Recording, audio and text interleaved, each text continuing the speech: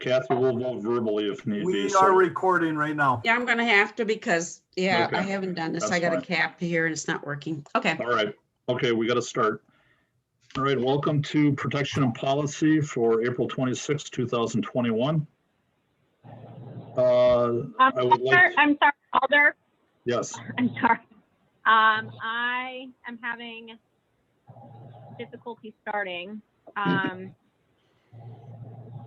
just gonna type in the manual.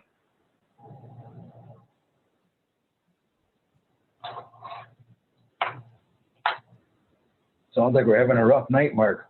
man, I don't know. Yep. I hope it's not me. No, I know it. It's just one of them things with the computer glitches and what have you. Yeah, it's a new version, so What was and that? of course it's not letting me set to current time, which is the problem. Oh, okay. And I'm not sure if it's gonna screw something up later, but I'm trying to do it manually. Okay. We ready? Just, Yeah, hold 1 second. Now it's waiting. Okay. Now we are ready. We can start. Thank you. all right, no problem. Okay, welcome to Protection and Policy for April 26, 2021. We'll have roll call. Alder Steuer, I'm here. Alder Vanderleest, Here. Alder Lefebvre, Here. and Alder Stevens. Here. All present and accounted for.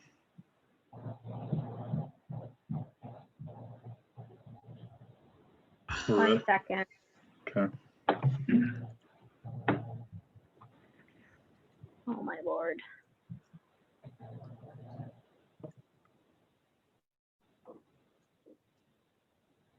I'll make a Okay, here we motion go. to approve the agenda. I'll second it. Well, I don't know if she's Okay, ready no, yet. you're good. Okay, we're good. So that was a Are you ready? motion. But A motion to Stevens. approve the agenda by Stevens, seconded by Lefebvre. All in favor, please say aye. Aye. Aye. All opposed, that passes unanimously. And let me know when I can do approval of the minutes. Yep. Yes? 1 second.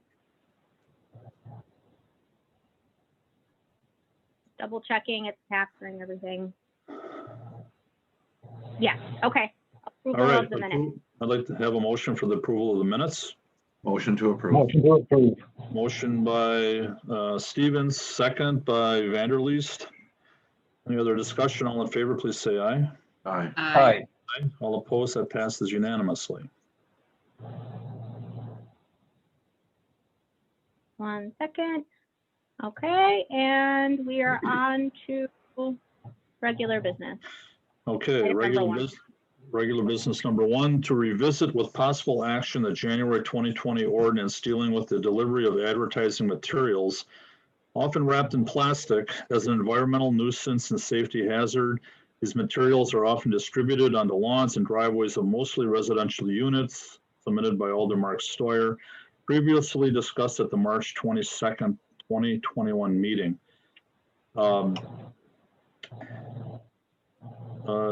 Attorney Bungert, do you want me to start or you start? It's up to you.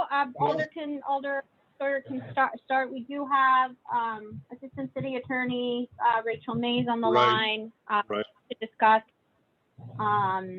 the resolution that's in the packet that should Right. address what was discussed previously. So For And I the actually sake have an of- update, Chairman Steuer, I actually have an Yes, Rachel, update as or, well. go ahead, Attorney Mays. Thank you. Go ahead. It sounded like You Ms. you can go Grenier ahead. Wig had an update. Oh, okay. Yeah, I just talked to Assistant Director Wig, and she mentioned that she could talk as well on this. So, Carol, could you? I am happy to say to this committee that I have had contact with a human being at Gannett today with regards to the Wow. distribution of these papers. There you go. It took a while and through different channels, but I actually was able to talk to Matt Walkansky, who is the regional distribution manager for Gannett. He was unaware of how big of an issue this was, I think, in Green Bay and the challenges we've had. I know I have not spoken to him before. I don't think Bill Pappy has either. We had tried to get through different people. So I think we've got the right person now. So I explained the situation to him with, where the papers are being thrown, the fact that people, when they call, they don't get taken off the list for delivery, and they've got some issues. He was not happy to hear that at all. He told me that he is there, as far as that phone call for not having the papers delivered, that they're actually going to add a reader box to that newspaper that they throw that's going to have local information on it.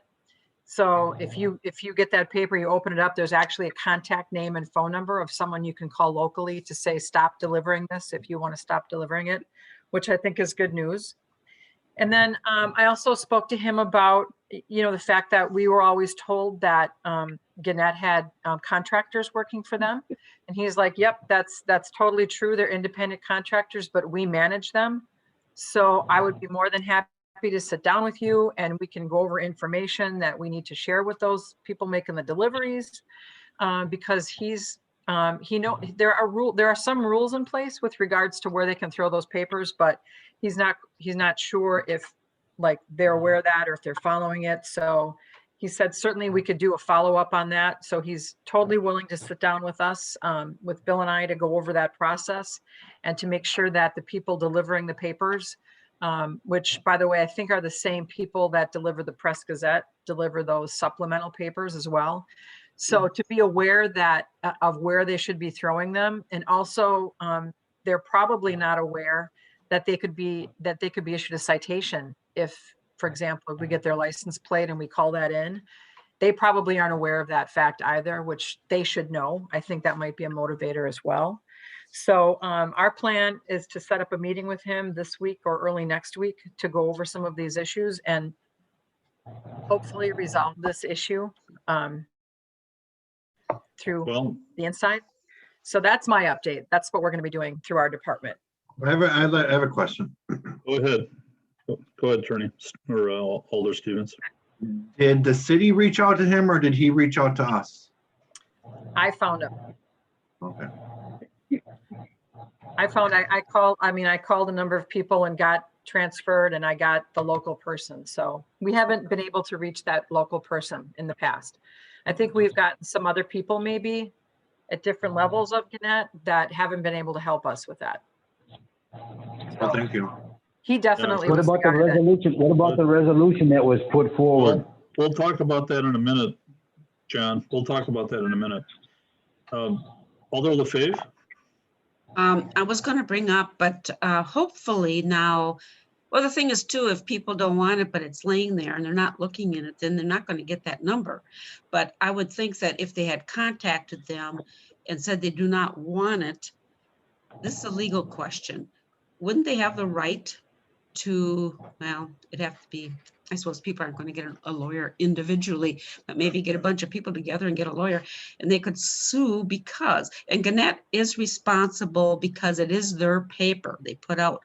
And if they're contacted that they do not want it and they continually are throwing it on their lawn or wherever, wouldn't that legally bind them to some lawsuit?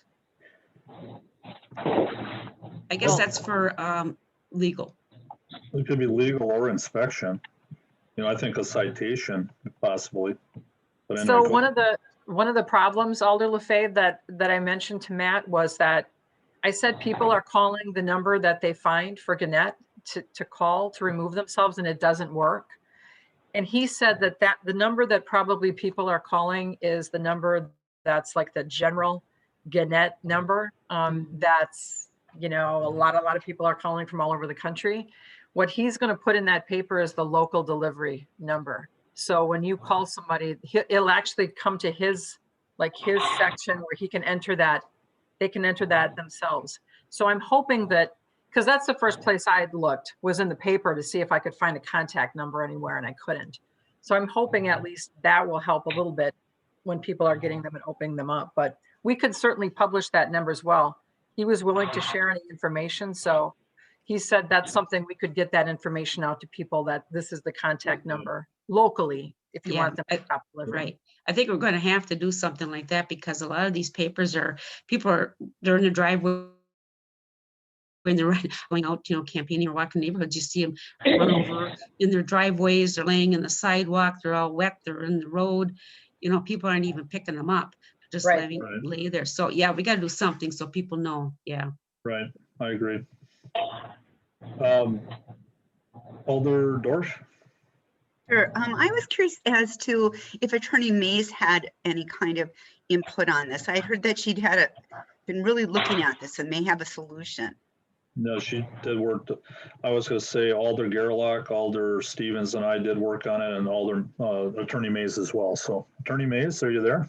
Yep, I'm here. So the resolution, the language that's in and the draft that's in the packet for today's meeting, it had to come back to the committee because after law department got our hands on the draft copy, there were some substantive changes. So at that point, we couldn't just present it to the full council for a vote. It had to come back to committee. So that's where we're at right now. I think we've got a pretty polished final copy of a draft that makes it clear that the council is looking for an official newspaper that's going to partner with us and comply with our anti-litter ordinance. The resolution gives some context for our current situation and why we're at this point, prompting the resolution.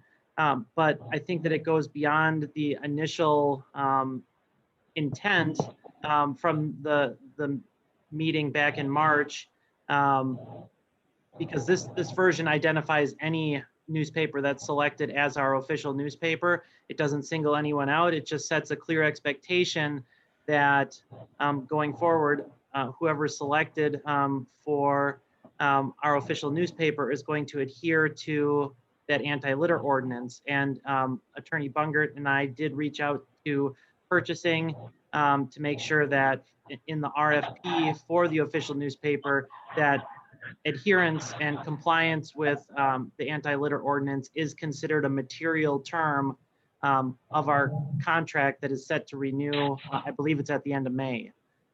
So between the resolution and the RFP, there is a clear expectation, and going forward, if there is not compliance, we would have a material breach or a breach of a material term of the contract that we would be able to enforce. So still hoping that we get voluntary compliance, and it sounds like we're finally making some progress there.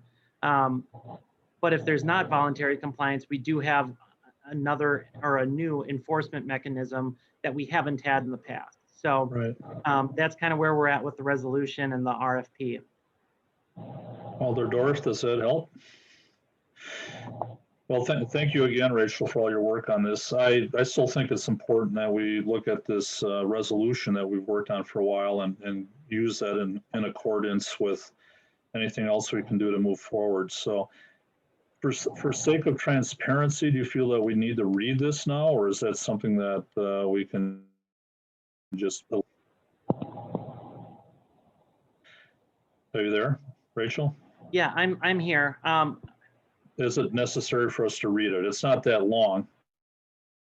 If just read it for sake of clarity or not? Yeah, if you wanted to read it, you could. I mean, it's included in the packet. It's publicly available. So I guess that's your call. I don't think that there's it's not a first reading, second reading type of a situation, but just for clarity's sake, I would entertain one of the committee members to read it if they so choose. Mark? Yes. I don't know if Alder Gerlach still wants to speak. She had her hand up. Oh, Alder Gerlach? Did I see you? I just wanted to say that I've read the resolution and the RFP, and I just feel like the problem is very, very close to solved now. I feel so much better about it. You know, I take great pride in my writing of resolutions, and I have to admit, this time I was way off base. It is so much better. And I just want to make sure everybody understood that what Attorney Mays was saying is that the contract will now say you and your employees and contractors must abide by our anti-littering ordinance. So we didn't have that in there before. Isn't that correct, Attorney Mays? That's correct. So, you know, I just think we have, with the help of the legal department, we've got this pretty much nailed down now. That's all I wanted to say. I agree. And again, thanks for your help on that too. Committee, anybody in the committee would like to read it? Otherwise we can move forward. I don't think we need to read it, Okay. I read it. but I do want to thank the attorneys for looking at the future contract. Mhm. I think that's a big point. Language is in there, so I thank you very much. But I'll make a motion to approve the resolution. Second. Second. Motion by Stevens, seconded by LaFave. Any other discussion? All in favor, please say aye. Aye. Aye. All opposed? That passes unanimously. Thanks again for all your effort and everybody that worked on it.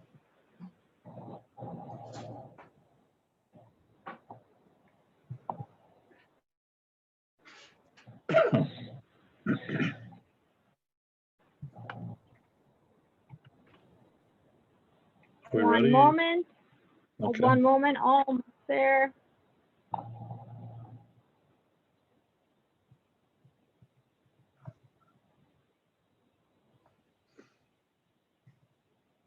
Okay, and on to item number 2. Okay, number 2, consideration with possible action on a request by PH Hospitality Group LLC Pizza Hut at 859 Lombardi Avenue for a change of agent. Staff.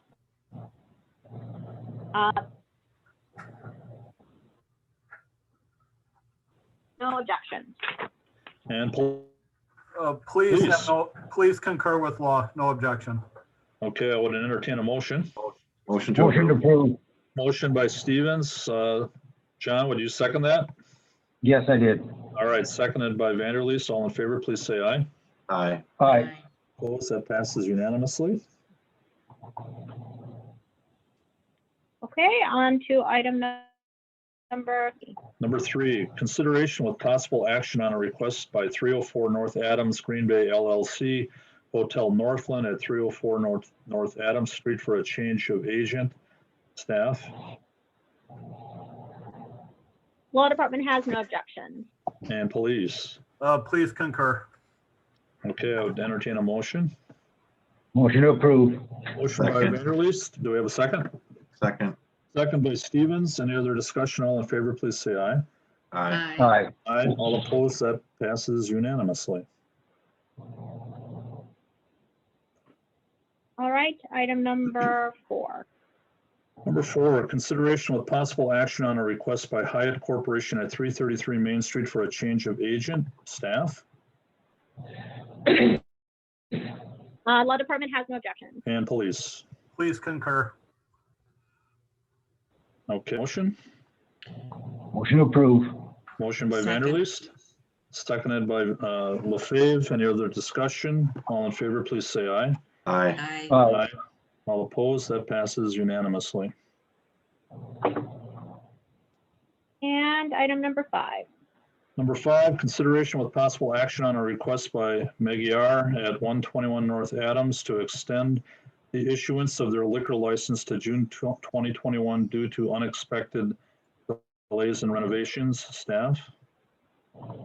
Yes, the applicant is asking for an extension in accordance with our operational requirements under our ordinances. Law department has no objections with this. Okay, and police. Please concur as well. Okay, Motion to approve. motion by Stevens. Do we have a second? Second. Second by Vanderleest. Any other discussion? All in favor, please say aye. Aye. Aye. Aye. All opposed unanimously. All right, item number 6. Number 6, consideration with possible action on a request by Napoli's Lounge at 1351 Cedar Street to extend their licensed premises to the parking area on August 21st for a one-day event. Staff. Yes, law has no objections. We did just want to clarify to the applicant that the approval in front of the committee is to just temporarily expand their licensed premise to include the parking area. In their paperwork, they were just referring to being able to have fermented malt beverages in the right of way. And while that is an exception and allowed under our special event exception, that approval is under a different mechanism and would only be allowed once their special event permit is approved. I'm not sure where they are in the approval process. I just wanted to just make that crystal clear to the applicant that all that's being approved tonight is just expanding to their parking. So basically, if we approve it tonight, they still have to go through the hoops to make sure they get it done. Correct, yes. Right, To okay, get a special event permit and be able to move from the parking lot to the special event area. okay. Correct. All right, police. We have no objection with this. I do know one of our other lieutenants, I believe, is meeting with representatives from the Napoli's over the next couple days to solidify our part of the special event permit. I was gonna ask Lieutenant Mahoney. I have a question. Oh, yeah, go ahead, then I'll ask. Go ahead. Sure. Regarding this one-day event, is this the unveiling of their art display that they're having painted on their wall?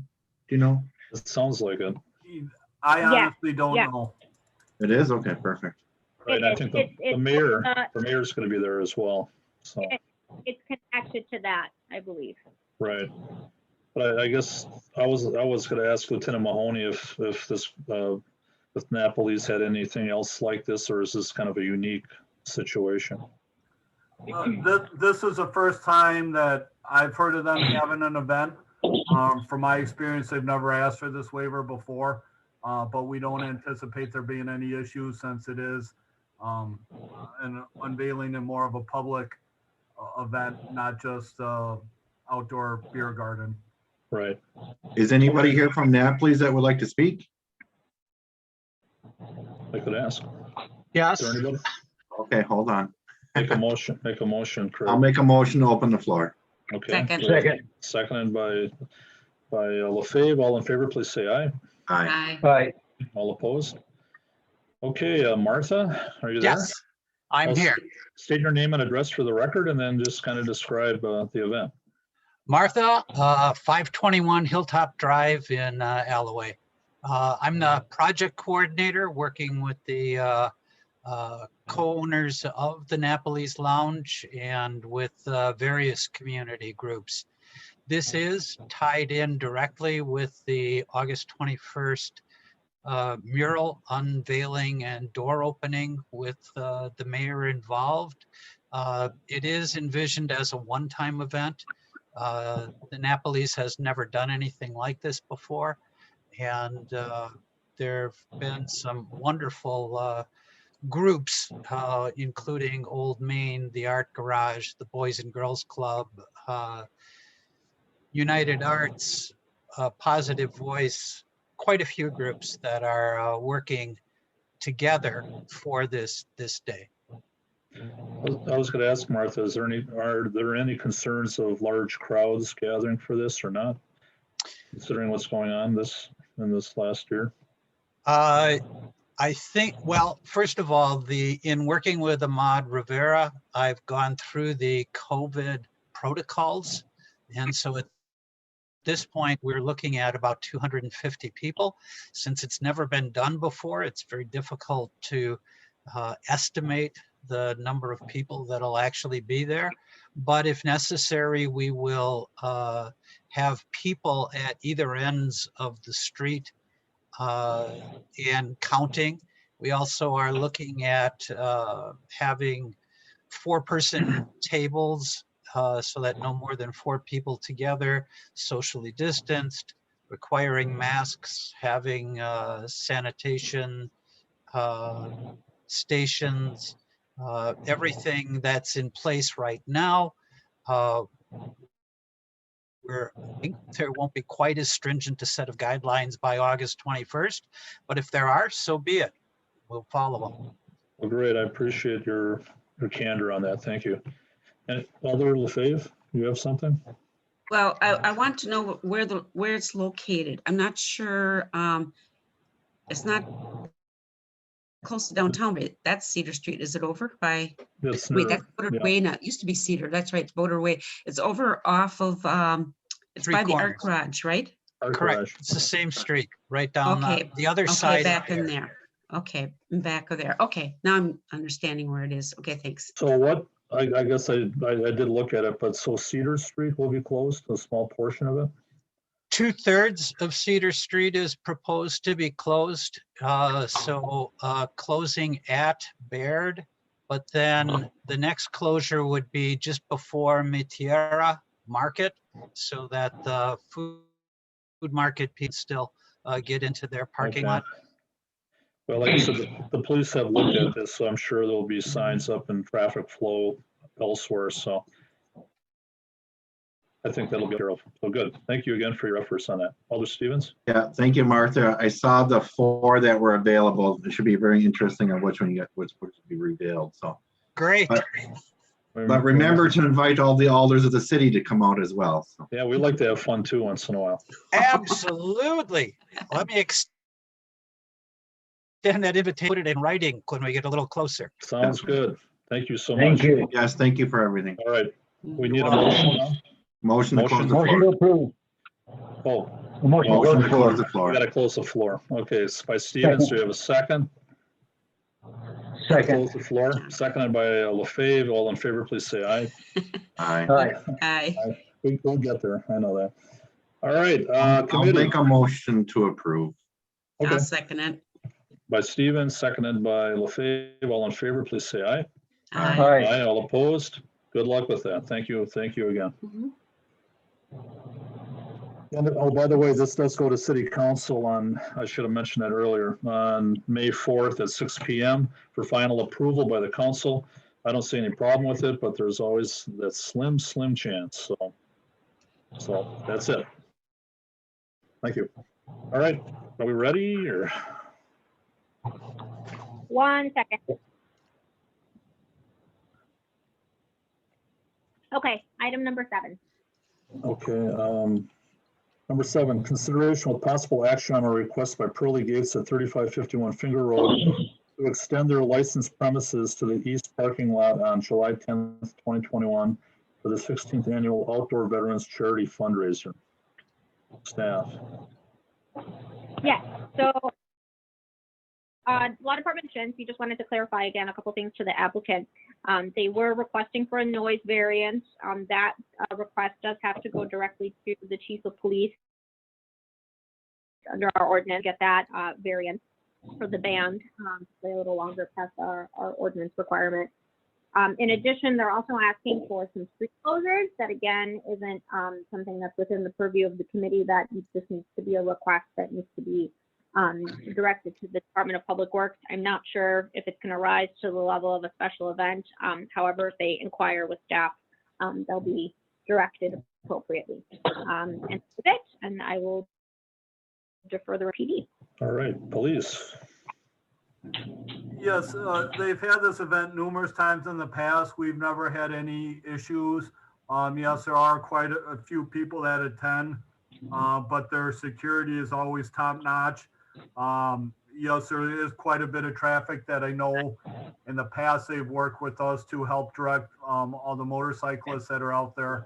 But we've never had complaints from neighbors or anyone about the event, so we have no objection to this event. Okay, I know they've done it for a few years and Alder Dorf, that's in your district, right? Is that in your district? I believe. I'm just asking. Yeah, Pearly Gates, I think Humboldt. I and, believe it might be Alder Corpus Dax. Really? yeah, That's what I was thinking. I don't think it's mine. Man, I gotta look at my maps. I'm usually pretty good at that. Oh, well, Yeah, you're the map person. geez, Ed, don't rub it in. Motion All to right. approve. Okay, motion by Second. Vanderleest. Do we have a second? Second.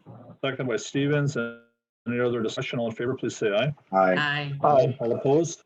Okay, that passes unanimously. Okay, item number 8. Number 8, consideration with possible action on a renewal Class B beer license for De Pere Dodgers Baseball Club, Inc. at 1450 East Walnut Street with a license description as joint stadium. Staff. No objection. Okay, police? Please concur. Okay, well, they're an integral part of our entertainment in the summer, and they've been here, baseball's been going on a long time at Joanne's, so that's a good thing. So, Mhm. any other discussion? I would entertain a motion. Motion to approve. Motion to approve. Who's that? Second. Alder Stevens, and then seconded by Vanderleest. Any other discussion? All, please say aye. Aye. Aye. Aye. All opposed? That passes unanimously. All right, item number 9. Is it 9 or 10? Well, there's no. 9.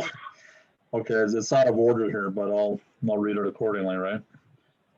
Consideration with possible action on application for a Class B combination license by Bsctbc LLC, the job site at 1647 Cass Street, with a licensed premises description as single room bar for selling and store, basement, 2-stall WMN room, 1-stall, 2-urinal men's room, currently licensed as KAGB Inc. Staff, Law Department has no objections. please. The police concur. We need a motion. Motion to approve. Motion by Vanderleest, seconded by, did LaFave you jump in on that? I just had a You got a comment. question? Okay, No, go I ahead. just had a comment on it. They talk about the urinals. That's the men's room. Where's the women's room? They don't mention anything about that, I don't think. Yeah, 2-stall woman room. Oh, 2-stall. Okay, then it just said 2-stall and urinals. Okay. I probably should have said that. I saw the initials. I apologize for not knowing that. I should have. All right, so we had, who's seconded by LaFave or by Stevens? Craig made the Okay. motion. You made the motion, right? And then I can second it. Vanderleest did the motion, seconded by Oh, okay. Okay. Any other discussion? All in favor, please say aye. Aye. Aye. Aye. All opposed? That passes unanimously. Just to clarify, that was Alder Vanderleest who moved and Yep. Alder Stevens as assistant.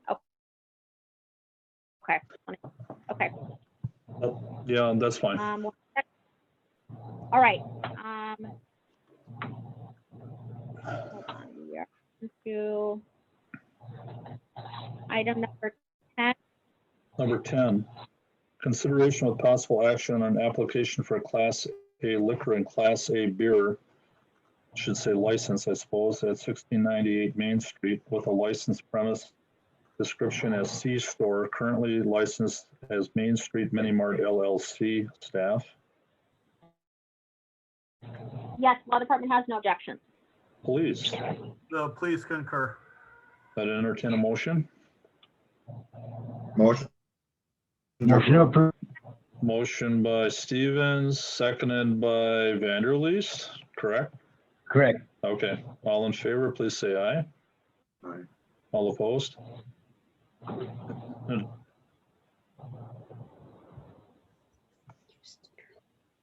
Okay, and on to item number 11.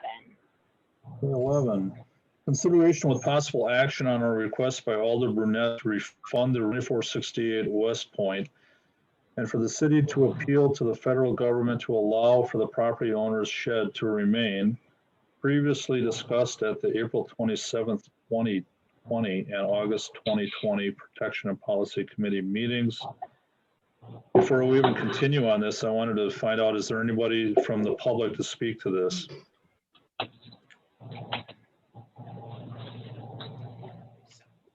I talked to Alder Burnett. He was driving back from a conference, and I think Alder Stevens, if you remember, we asked for some more information on this, and this was quite a while ago, 6 months ago, maybe. Oh, yeah. It's been a long time, so it's Is been kind of the property owner here? Well, that's what I asked. Is he here? That Mr. He's not here? Okay. Okay, it's been like 6 months. Can Bill refresh our memory? Yeah, that would be great. Sure, thanks. So this actually started back in 2018 with a permit where the owner, Mr. Dudek, took out a permit through our office, our inspection office, to put up a shed.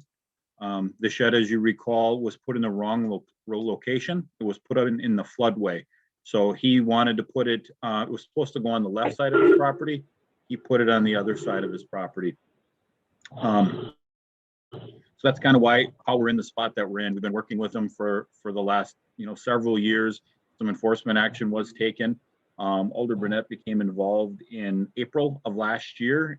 And through this committee, we've been kind of extending several, I believe, 90-day extensions to try to allow the owner to contact FEMA and the federal government to work on some type of a document for us. And to date, we haven't received that. So his options are kind of getting limited as far as what he can do, because it's been going on for quite a while. And we'll need to proceed with some type of action to get a resolution one way or another here soon. Did he pay any of the fees? Yeah, what is that like? I'm sorry, Alder Stevens, you broke up. What was that again? Sure. Did he make any payments on the fees that are assessed? He made all of them. All of the fees have been paid. He was assessed a total of 30 re-inspection fees over the last several years, last 2 years, starting in 2019.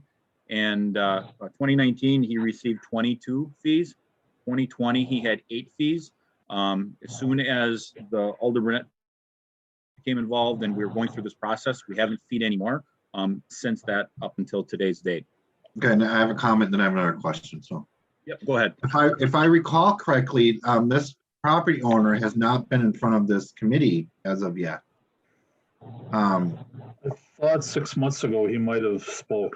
No, I don't think he was here. But also, Bill, what would the next step be to get this corrected?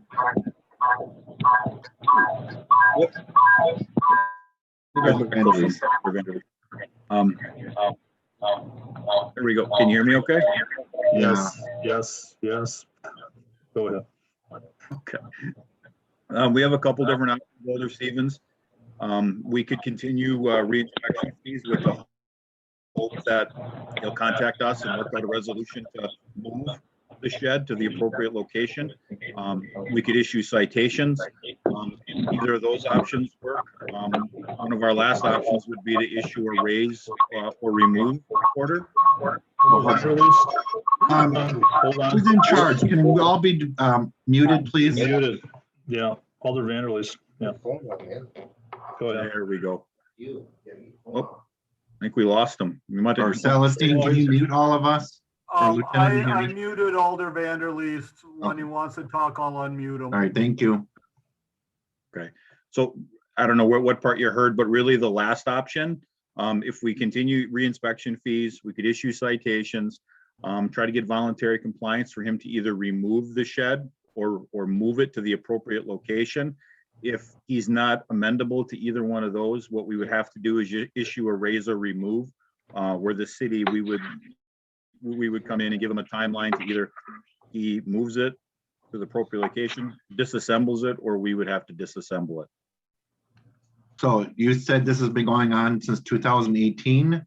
Correct. July of 2018 is when the permit was taken out. So almost 3 years. Yeah. So my question for you would be, what step would you like to take now? I'm more of, I'd like to try to give the gentleman the opportunity to, voluntarily comply. I don't like tearing down anybody's structure that they built, because that's that's going to be, there's financial ramifications involved in that. I'd rather try to work out something where he voluntarily moves it or removes it himself, then go that route. So I would, that's our whole premise of why we issue our enforcement act. It's not to penalize people, it's to try to get voluntary compliance.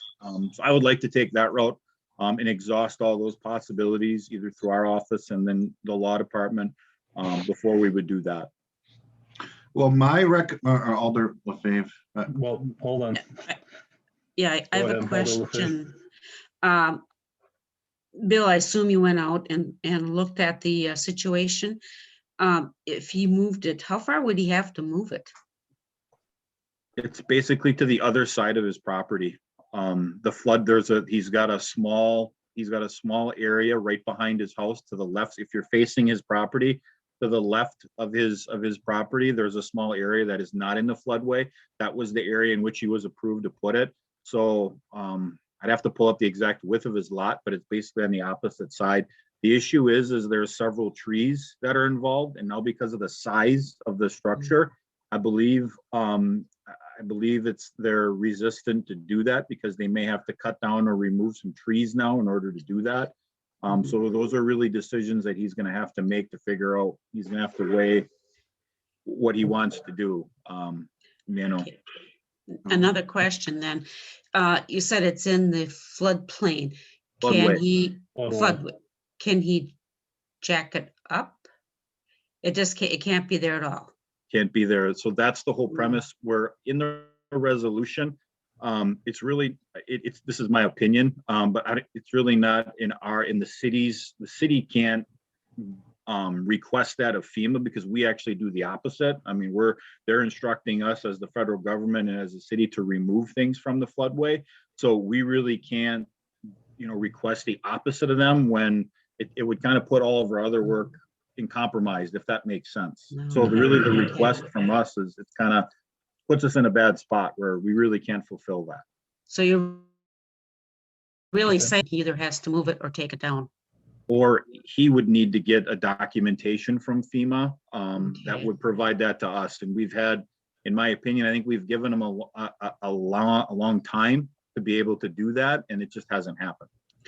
Yeah, I think with the how long it's been him trying to get that document, I have a feeling that FEMA's not going to give it to him. Okay, Alder Dorf. I'm gonna get. Hold on, Alder. I was just gonna ask one quick question. With this being set up like this, there's really no option for him. It's in the floodway. Was something else I was going to ask. I'm going to go to Alder Dorf. Alder Dorf, go ahead. Thank you, Chair. Why would Alder Burnett be asking the city, this is what it says, number 11, asking the city to appeal to the federal government to allow for the property. Right. That's really what's under discussion here, is whether as a city, we're going to answer Bill Pappy just gave, which was a good answer, that would negate all the work that we're currently doing, where we're supposed to be removing things. So, because this is a little bit of a confusing agenda item, asking the city to do something we normally wouldn't do, and then asking the city to refund the inspection fees. Mm-hmm. Is it two different things, two separate things that are happening? I took it that way, two separate things. I don't know why we do either, well, personally. I think the fact is that Alder Burnett has talked to this gentleman numerous times. There might be some personal things going on. He can't do some things. Hello? Somebody calling out there? I heard somebody say something. Yes, there's someone who I think wants to speak. So this Mr. Fonfreck, if you would just wait for the chair, Alder Stoyer. Yeah, okay. I'd like to hear from the public if need be. Unless Alder Gerlach, do you have something to say before we open the floor? I just question because, here we go again. This is stuff that started way before I was on the council, and I just can't imagine. I think I heard Mr. Pappy say that all together there have been like 50 inspection fees. 30 in 1 year and 22 in another year. Isn't that what I heard? 22 and 8. Oh, 22 and 8. See, I'm not good at math. Okay, so 30.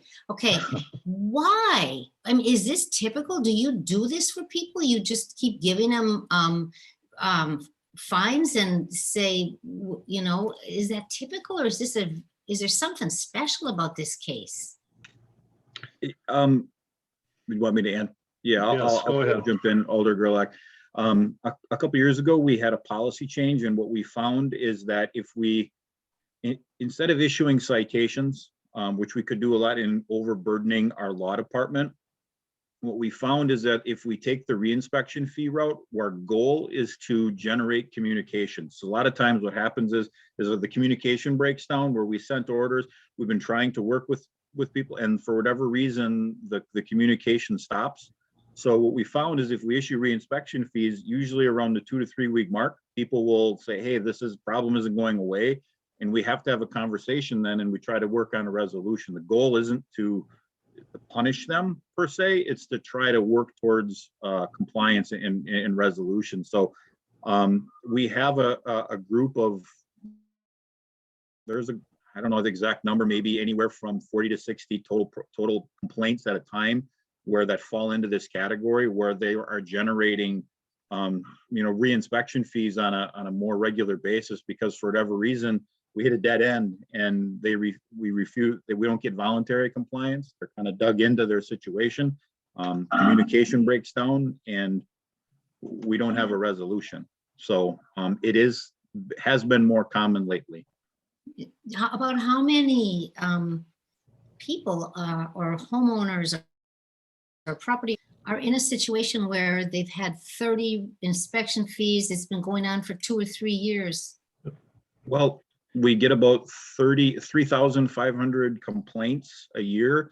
And I would say about, on average, maybe 50 of those 3,500 complaints would maybe fall into that category in any given time. Some fall off.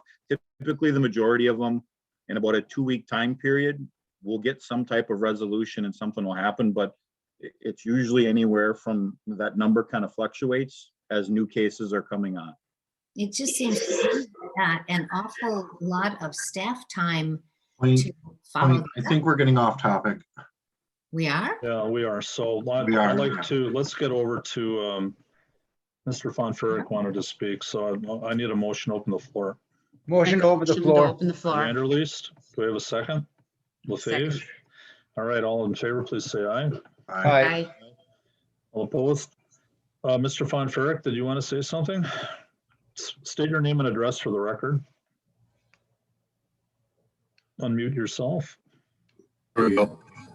I was online when it first started, then it went off, and it said that I was taken off by the host. I just got back online.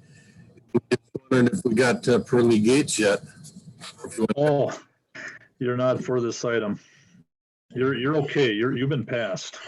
Thank you very much. In fact, after this meeting, okay, never mind. Okay. I Thank thought you maybe very you were a much. neighbor. You might have been a neighbor or something. Okay, never mind. Thank you. Have a great day. All right, thank you. Motion to close the floor. Second, do we have a second? Second. Second by Vanderleest. All in favor, please say aye. Aye. All opposed? All right, let's. Chair, can I just add Yes, go to ahead. Alder Gerlach's comment was that this one's a little different because it got to this committee and was held. Normally, we would have followed through with the standard inspection process, but I think this has been on hold since, is it April of 20? That I think it first hit this, so that's why it's kind of been in limbo this long. And no reinspection fees have been issued since that time. So there's zero Okay. fees owed at this point, and we stopped, we held it now, and we stopped issuing. We really stopped doing anything on it. Now, was that something about the committee, or was that something with administration, or that might have taken that long to get back on the agenda? I don't know. I mean, we held it, but it just never came back. So I don't know if that's something that we all. Chair, if I recall correctly, we held it so Jesse could speak with the property owner. Right, and I talked to Jesse today. He says, whatever the committee decides, move forward. You know, it sounds like like maybe he's run out of options as well. That's just the feeling I'm getting from him. So, committee, do you have any? Yeah, I have a comment. Alder LaFave raised her hand quickly. I'll get you. You'll be No, next. I was just going to make a motion that we move on. Let's see, how do we want to state that? Attorney Bongert, how should we state this motion? It should be received and placed on file. Okay, okay, just receive and place on file. Okay. No, Alder what, Stevens, want attorney? to say something first? Yeah. Go ahead. Wouldn't it be to deny the refund? I don't, the refund isn't, this isn't an appeal for the reinspection fees. Okay. Or- Then regarding that second part, so receive and place on file, but can we add to it where we can instruct inspections to move forward with the next phase of moving that, getting that building moved? Okay, I understand what you're saying. Yes, so it would be a two-part. So if the committee wants to deny the refund, it would be a denial of that request. And then the item is to appeal. So if that's not the direction of the committee, then it would be to receive and place on file, and then whatever other direction the committee has. Does that address? Yeah, that makes sense. Wait. I think the denial of the refund or the monies and then some file, that's how I'd like to go. But Because I personally feel we need to move to the next step. let's make that So, motion. Let's make so that motion would be accordingly. part of my motion then, that we direct staff to go to the next step. Right? That's one part. Yeah. We're also going to deny the refund, correct? Yes, yes. All right, is So that your motion? Okay. Or to Do we refund the need reinspection do we need fees? two motions? We Do it all can. under one to make- motion. We can do it all under one, can't we? Okay, Attorney Bunger? So that we can do it all under one. So it would be a Okay. motion because it's so there would be a motion to deny the refund, Right, and then to direct staff to take the next steps. right. So we have a motion to Okay. that effect. I would say Yes. that's good. Oh, wait, All Bill those- has a question. Bill? Comment. Sorry, I just want to jump in. Attorney Bunger, I just got a procedural question for you. Oftentimes what happens with these is if when this committee takes an action, if we go back to doing reinspection fees, that reinspection fee can put this back on the agenda, because if I understand it, what that does is they can appeal that particular fee to this committee, right? Oh, can I make a comment on that? Are you following what I'm asking? Don't think I am. Cheryl, you can jump in if you're. Maybe Cheryl, clarify. hold on. I was thinking we're done with inspections. We need to do the inspection fees. We need to move on to the next phase of this. Does Right. that include inspection fees still or no? You know what? I think you guys are getting wrapped up in the details of how inspection is going to follow up. Yeah. Really, what you want to do is you want to say, we're going to deny the refunding of the reinspection fees. We're going to receive and place on file the appeal to the federal government, and we're going to direct staff to proceed under normal SOP. Perfect. Oh, all right, there we That go. was simple. That's That was my simple. motion. Do we have a second? Do we have a second by Stevens? Any other discussion? All in favor, please say aye. Aye. Aye. All opposed? That passes unanimously. I know that's why we have excellent people working our staff. The team effort. Good Can I stuff. make one comment to Alder Gerlach? No? Go ahead. You're on a roll. Go ahead. Sure. No, Alder Gerlach. I stopped that because that question that you brought is very in-depth. And this meeting wasn't the part to do that. I asked you to reach out to Bill and he will tell you everything that goes on regarding inspection fees. But I Okay. apologize. So. All right. Let me know when we can move on. Yes, 1 second. Just trying to capture the last motion. Okay. Item number 12. Number 12, consideration with possible action on a request by Alder Chris Sweary, District 8, by Brent Fair for the City of Green Bay to support the 2021-22 Wisconsin State Legislature Bipartisan Senate Bill 243 and Assembly Bill 245, lowering the threshold from the current 100% required for Wisconsin service-connected and rated disabled military veterans to claim the veterans and surviving spouses property tax credit under the individual income tax system to 70%. And I know we have somebody here to speak to that effect. I know that Alder Weary said he's very much in favor of moving forward with this. He said he spoke to the mayor about it. The mayor seemed to be in line with it as well. So I entertain to open the floor so we could have Mr. Fair speak. I'll move to open the floor. by Lefebvre. Do we have a second by Vanderleest? All in favor, please say aye. Aye. Aye. All opposed? Mr. Fair, state your name and address for the record and fill us in a little bit. Sure. My name is Brent Fair. I live at 206 Cleveland Street, Green Bay, Wisconsin, 54303. I am a veteran, and I found out about this proposed legislation roughly a month ago, and I've been trying to raise awareness and gather support for this legislation down in Madison. And I've been doing that a number of different ways, talking with my state legislators and talking with the city legislators and county legislators as well. And I'm asking for support on this. I think it is a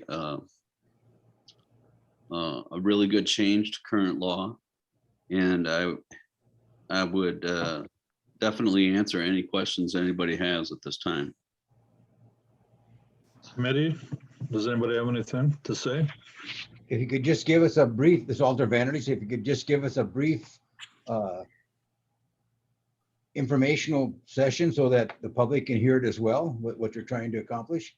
Yeah, sure. So currently, if you are a service-connected disabled veteran in the state of Wisconsin and you get compensated by the Department of Veterans Affairs at 100%, you are a homeowner, you qualify for a program through the state of Wisconsin to get 100% of your property tax that you pay back on your Wisconsin income tax return. Okay. So you claim this credit and you go to your county veteran service office and they would do a worksheet for you, get the information confirmed by the U.S. Department of Veterans Affairs and send that along with your annual income tax return. Then the state of Wisconsin credits you back for the money you paid in property taxes on your primary residence, to include land up to 1 acre. So it doesn't, if you owned multiple homes, it would not cover multiple homes, and it only covers up to 1 acre. What this legislation does is lower that threshold of being 100% disabled, 70% disabled. Okay. So and then it's graduated as well. So a person who's 70% disabled wouldn't get 100% tax back. They would get a prorated 70%. Is that, go ahead. Yeah, is that the That gives threshold? me the information and the Okay. what you're trying to accomplish. Thank you. Okay. Brent, is 70% kind of the limit, lower than that, or Oh, goodness, yes. It goes down to 10%. 10%? Okay. Okay. All right. Is this a bipartisan type of bill that's gone through, or what is your take on that? It sure is bipartisan, and it is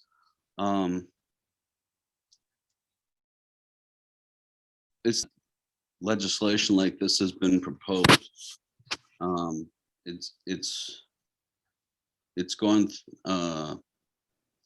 to committee a few times, and this time it's come out as bipartisan, and there are, I believe, like 25 co-signers on the bill, if that's the right language. I don't really Sure. know.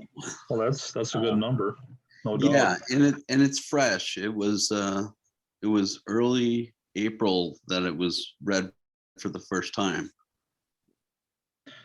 Well, that's great. John, I know you're a veteran. I mean, what's your take on all of this? It sounds pretty good to me. I think if they're trying to help the people that really need assistance that aren't able to that was this tax credit, I think it would be fine. Great. There's a lot of Alder people that are wheelchair bound and what have you, can't work, on a limited income Sure. because of it. And I know that the amount of money that they might receive might not be sufficient to sustain their, all the costs of the medical and what have you. So Right. that'd be my take on it. Great. Thanks. Alder LaFave. Yes, I want to, yeah, I wonder why it took so long for something like this, because, it's not just here in Wisconsin and this bill here. You hear about so many things with the veterans, how so many have fallen through the cracks and they're not being taken care of. And I think that's a shame that we should be looking out for our veterans. So this is I'm really glad that we got a number. It's bipartisan that we got a number of them finally coming forward and doing something. Like John said, it's not, nearly maybe as much as it could be, but it's something that helps. And I definitely will support this. Alder Stevens. I looked it over. I'm supportive of this. So what's our next step? Refer to staff? Attorney Bungert.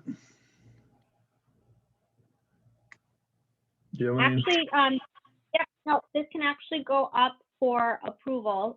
The resolution. That's a resolution. Okay. Yeah. I'm not sure if there actually is a text, but if committee approves it, then the item would be approved, and then a resolution draft would be put together. Then I will make a motion to approve. Okay. Seconded by LaFave. Mr. Farrar, do you have something else?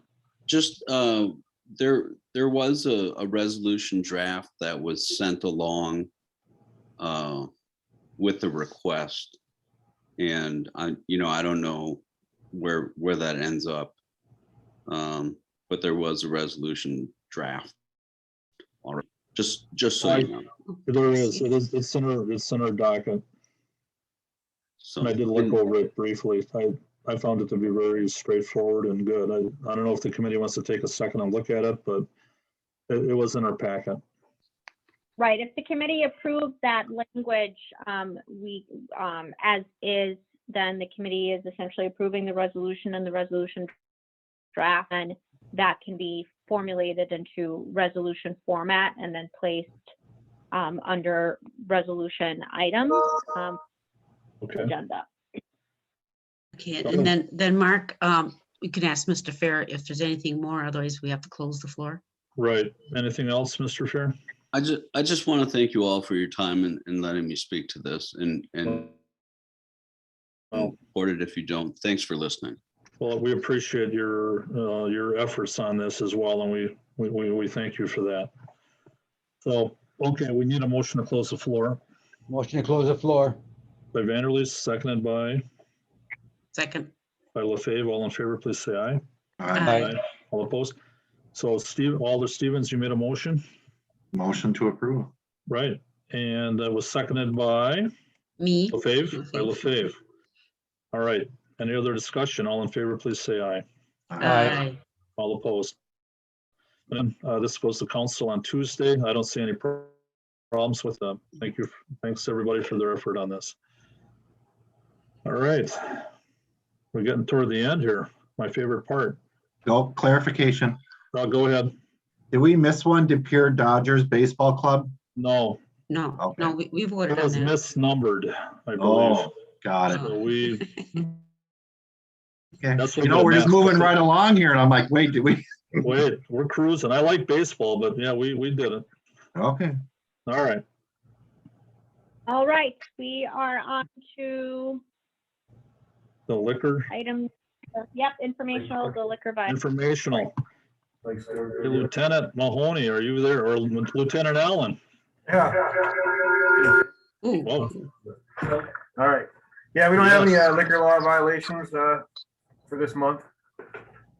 That's a beautiful thing. And I can get on to the shelter appropriate. All right. Well, inappropriate do chronic we? resources report. Motion to receive and place on file. Okay. Do we have a second by Vanderleest and seconded by LaFave? Second. Second by LaFave. All in favor, please say aye.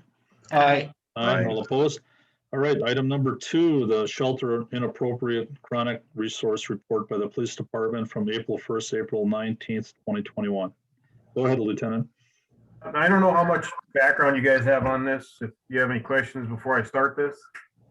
Yeah, there was some information that was brought into it, and we did look it over a little bit. I maybe just give a cursory cover for it as far as, some of the things that police worked on with this.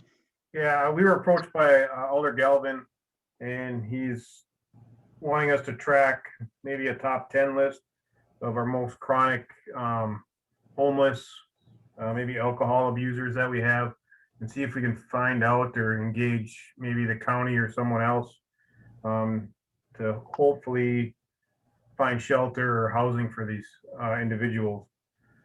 So as currently we have 6 people that we have, I guess, marked as chronic users of our resources, and a couple of them have been deemed shelter inappropriate. And as far as that means is that they have all been sheltered through St. John's or NEW, but when they go there, they either won't follow the rules, they don't get along with other people, and they cause more issues with the other residents that are following the rules, and they've been kicked out or no trespass or have been banned from shelter for the year.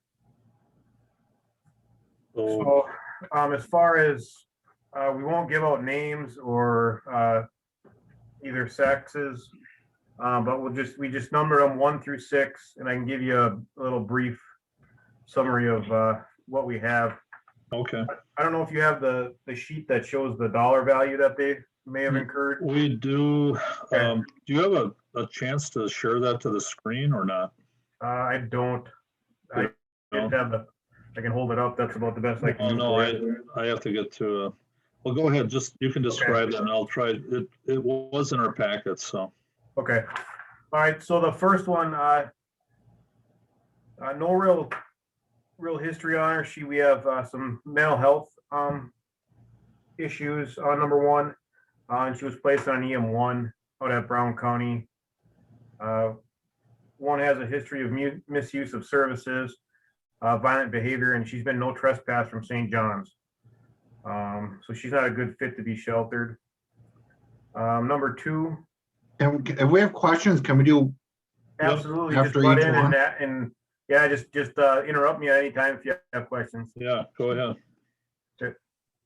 So you stated that subject number 1 has mental issues. Has she been referred to Brown County Mental Health? She had gone on EM1. And what does EM1 mean? That's for an emergency medical Okay. detention where she had gone to crisis, presented as suicidal, and it was deemed that they placed that individual on at Brown County Mental Health for an evaluation. And where is this individual currently? As current now, I am not sure. I have not seen this person over at St. John's, and I haven't physically had any interactions with her and spoken with her. There is a group of regulars that is at St. John's Park, and I interact with them probably 2 times a week to get names and see who's there and who's left. Okay. Is that number 6? This number of people here is 6. Is that? So I have another question. Oh, I'm sorry. Go ahead. So if we currently do not know where she's currently at, can you report back to us in 2 weeks or 3 weeks if she comes back up on the radar? Yeah, we have alerts set up. Maybe she left. Maybe she left the city. So maybe, yeah, and we have alerts set up in our. If this person does pop up, our crime analyst ladies will track any contacts we have with her and kind of maybe track down a location where this person ended up. Okay. Yeah. So, there hasn't been anything in the recent since that the EM1. Okay. I have another question, but I'll wait till the end. Okay, Lieutenant, I was going to ask quickly, we have 6 people here. Is this a normal number as far as some of the things that have gone on over time, or yeah, we just started this, so I'm anticipating that this list will grow. Okay. And then some people will leave. There is number 3. She has now been housed. So okay. All right, yeah, that's a good point that it's a new program. per se, but just too many, of course, but you know, Yeah. it's something you're trying. So number 2 and 3, they're regulars at St. John's Park. Like I said, number 3 is now been housed. There are a lot of mental health issues with this one, but is currently housed. Number 2,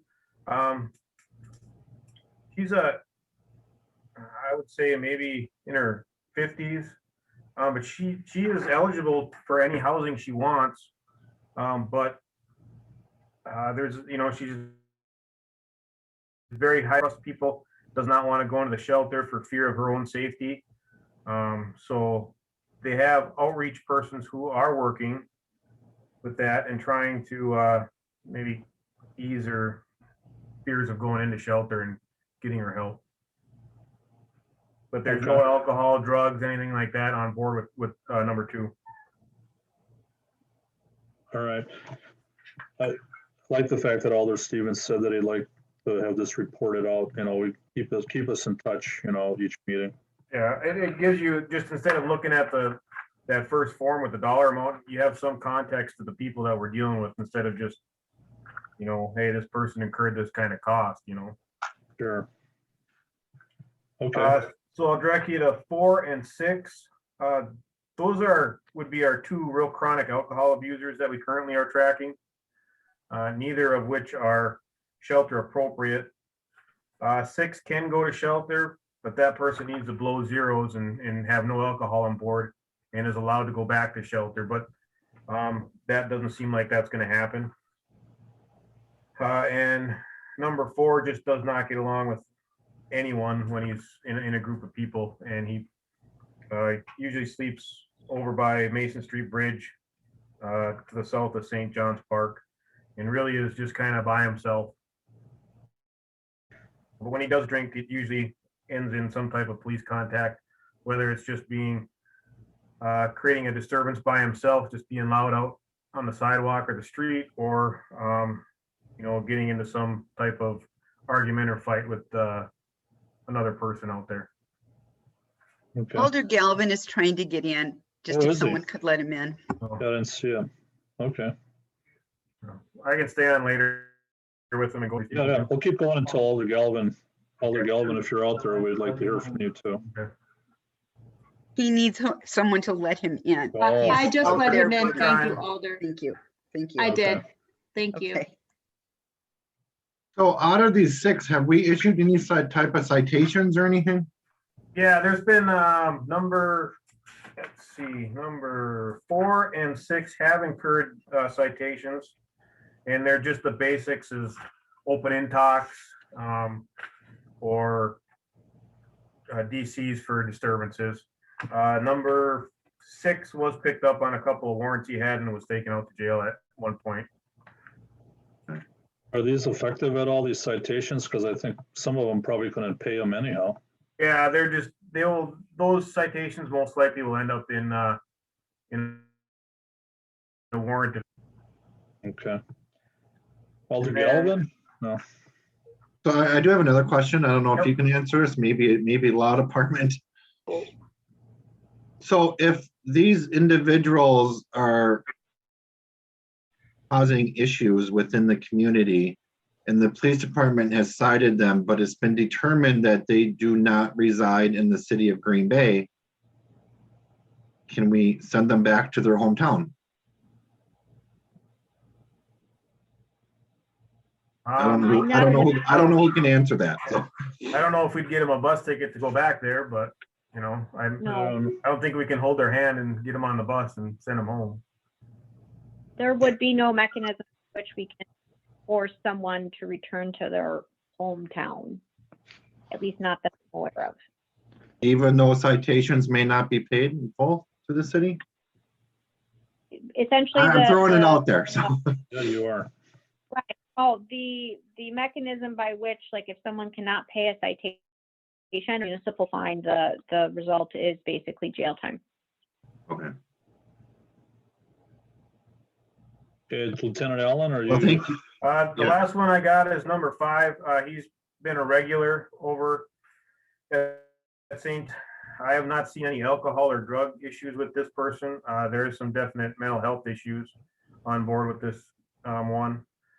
And I haven't seen him in about a week and a half now, but there was a sighting of him this weekend by a newcomer. He walked past the building and that was it. But he doesn't. So without, I'll turn, Lieutenant Allen. Yep. Without saying any names, is this the individual that newcomer's been having issues with? Well, there's a few of them. Yeah, there's two or another three one. that they've been having issues with. So this is probably going to be one of them. But he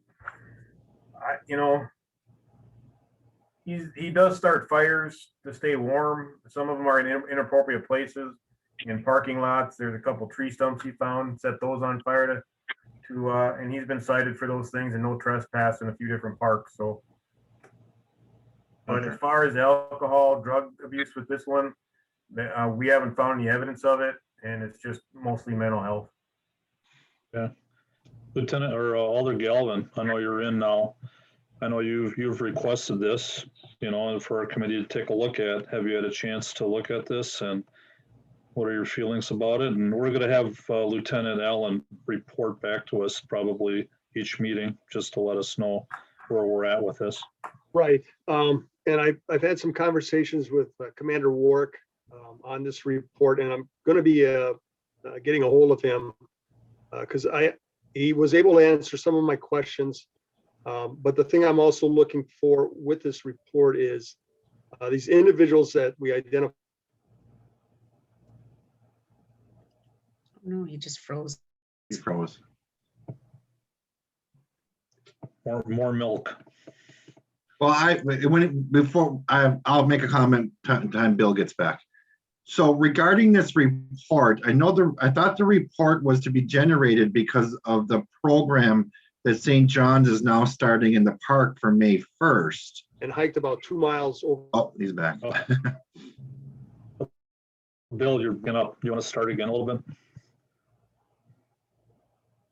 Alder Galvin, your camera's all froze up. So yeah, I'm having some Wi-Fi issues here. Anyway, this group of individuals were finding out that they could circumvent the police watching for them downtown by hiking out to Main and Manitowoc to a liquor store there, where they were not, recognized.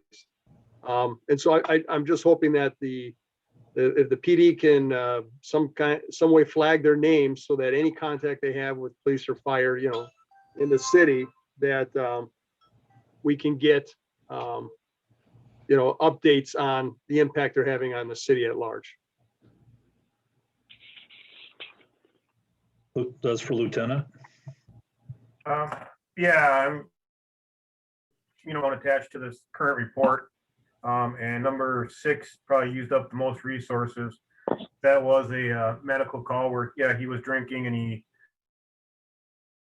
fell down fire rescue, and we were up there, and he also that's when he had the warrants. He was picked up on those also. So Bill or Alder Galvin, you're saying that many times, some of these things happen in the central city, but when they go outside of the central city, it's hard to keep track of these folks. I guess. His Wi-Fi again. Yeah. All right. Yeah, I know for the liquor stores, we sent out that no serve list, and they have a picture of those people on that. So okay, all those establishments should have that. Sure. All right. I just want to make one comment. Go ahead, Alder Vanderleest. I think the Green Bay Police Department is doing a fine job as far as monitoring these type of individuals and dealing with them. And I think that, they're making progress. So I appreciate that. Okay, thank you. I have a comment. Alder Stevens. So regarding St. John's and the program they're doing in the park, wasn't this supposed to be more geared towards that, so we can keep clarification? Understand. I think this report is those people who are resistant to shelter, who are resistant to be engaged in that program, and how do we get them engaged, or how do we, deal with them and get them housing, to get them to a place to where they can, be involved with the shelters and St. John's, and hopefully work them themselves through that program and then out into the public in their own job, house, whatever it is. It's just let's identify the top, how many we have, and see if there's a way through either us or the outreach team or the county or whoever, whatever the resources are that are out there to get these people engaged and not have them sleeping outside. Alder Stevens, I think I know what you're driving at. You'd like to see something as far as the program that's going on at the park, or maybe some kind of report on something like that.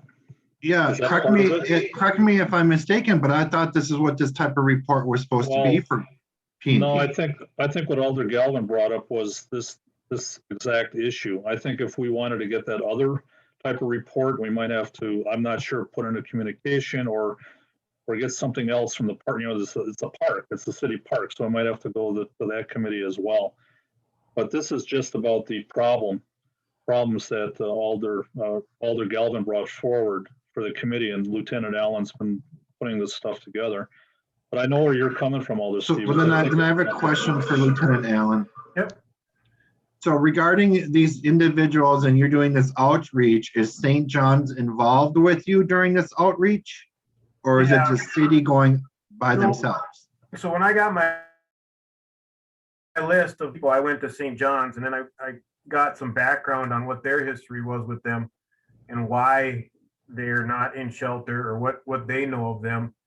And every person on here was offered to stay at St. John's at one point in time. You know, three of them actually, four actually don't qualify because they don't get along with people when they're in there. I have two other ones who just, they're fearful of being in a shelter and fearful of being assaulted or whatnot. They don't have any drug or alcohol issues. And then I think you have, what was number 4 again? 3, 2. And then one has created so many problems at St. John's, their new community shelter, that they're not appropriate for shelter. They just can't function when they're in there. So correct me if I'm wrong in my thinking. So if and when you come in contact with a new individual, it sounds like you would contact St. John's to see if they've done any outreach with this individual. Yeah. So next month I'll have probably, who knows, maybe I'll have 6 more names, and a couple of these people that we currently are talking about will fall off the list. So it'll be a running tally. So we'll never go back to, 2 or 3. The next ones are going to be 7, 8, 9. And when I get those names, I'll go back to St. John's. Hey, what's your contact been with these people? I can reach out to the Micah Center, see what contact they've had and what history they have with these people. Usually when I come in contact with them over at St. John's, that's the first time I've ever met some of these people. But they do have a history in the community with services, and I can get more of a background on them to understand, what's their background, what's their history, where they've been, where they're going. Well, if you're doing that and you would share that during these meetings, I would be comfortable with that. Okay. You're doing what I'm trying to get at. So. Yeah. Right. Yeah. I get the names and I meet some of these people over there, but I don't know any history on them. Some of them will talk to you. Some of them are, they just fear new people. And it takes a week to a month to, kind of get their trust, and they'll come and talk to you. And and I'll do my best at that, but it's a lot easier to go to the St. John's or the Micah Centers, NEW Shelter, and see what kind of history they may have. But Alder Lefebvre, Alder Stevens, you've been on a roll here. I know, I have one more than Alder Lefebvre. And then, well, thank you. So I understand mental health and I understand all of that, but we do have a lot of businesses down in that area, downtown. Are we also keeping track of property damage? Yeah, if we get a police generated call, or any type of criminal damage that's related to that, yeah, we will. But if we just get a general criminal damage to property and we don't have a suspect, I can't really count that because I don't know who's responsible for that. But if we do, yeah, we'll add that. Okay, that'd be perfect. Because the last thing we want is our businesses to start leaving the area because it's bad. Yeah, So yep. Mhm. Alder Stevens, are you finished? I am finished. Thank And you. you are on a roll tonight. I don't know what you ate, but I need some of that. Alder LaFave. Yes, I do believe that the program that St. John's is doing in the park, I believe there's supposed to be a report on that. I can't remember if that was at the end or if it was every month, but I thought that was part of what we passed at the Okay, council well, on that, I thought. well, it went through, I think, Parks Committee initially. So we'll double check on that. Alder Gerlach, do you remember anything on that? I'm sorry, I didn't hear the exact Well, I question. mean, it initially went through Parks Committee, with that program, with the And then parks. it was passed by council. Okay, so I'm just, And I think, she's just asking if there's like a report or something that, we're gonna Yes, be looking at. remember? Excuse me, Remember, Mark? Alder Weary asked to have a report in July. And Okay. we passed, that was part of it. It was amended to that. Yes, All right. that's yeah, thank you, Alder Gerlach. That's what I was going to question. I thought for sure there was something about a report. So Okay. Alder Stevens, wanted a report on that. He was mentioning about that program, so there is going to be one. Good. Okay. Alder Vanderleest? Oh, I was just Alder gonna Gerlach, mention one that more? the program is just getting started and they're gonna kind of collect the data and then they're gonna get back to the council on how things are going, with the new program. Because last year evidently it was a disaster program. They didn't have much going on and it was chaos, and now they're trying to, be more selective on what they're doing and more follow-up. So I think as the program gets going, they're going to give us that feedback according to Okay. the correct. So thank you. All right, anybody else? Alder Gerlach. Is Alder Galvin gone? I don't see him. I think saw he him. left. Okay, I wanted to ask him what the purpose, what his purpose was in asking for this report. But if he's gone, I can't ask him. Yeah. Lieutenant Allen, did he share any of that with you? We had a Lieutenant? meeting with Alder Galvin. I think we're kind of on the same page of how we engage these high barrier, resistant to shelter persons. I mean, to see how large that group really is. I don't think we have an idea of like how many people. Right now we have 6, but 1 fell off because that person is now in shelter or has housing. So we want to see,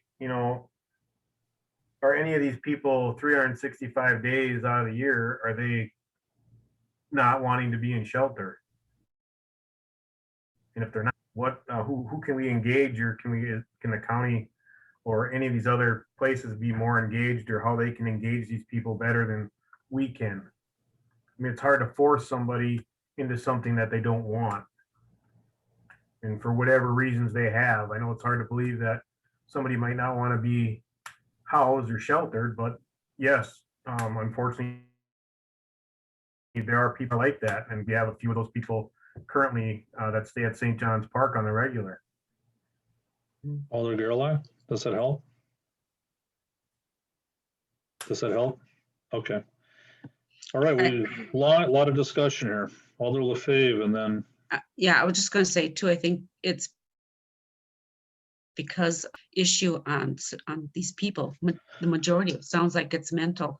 And that's the problem that we've been trying to face, is to be able to put people into a mental institution where they would be housed and hopefully taken care of, but it was abused. And then they just said, no, you can't do that. You can only do it temporarily.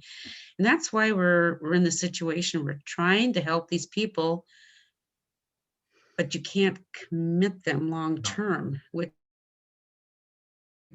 need this commitment long-term, I think, but we can't do, I think we're pretty much, our hands are tied on that, aren't we? well, that might be another discussion. I Yeah. think for this, Alder Galvin brought this forward, and it's the first kick at it. We had a chance to look at it. I think there's some good things here. It's a work in progress, and like Alder Vanderleest said, we're moving forward, and it's better than what we had last year. So And if we need to tweak it in the future, we will, or look at it. So. And I think what's good that Lieutenant Allen said that one person actually is now in housing, which is good. it's a start. Right.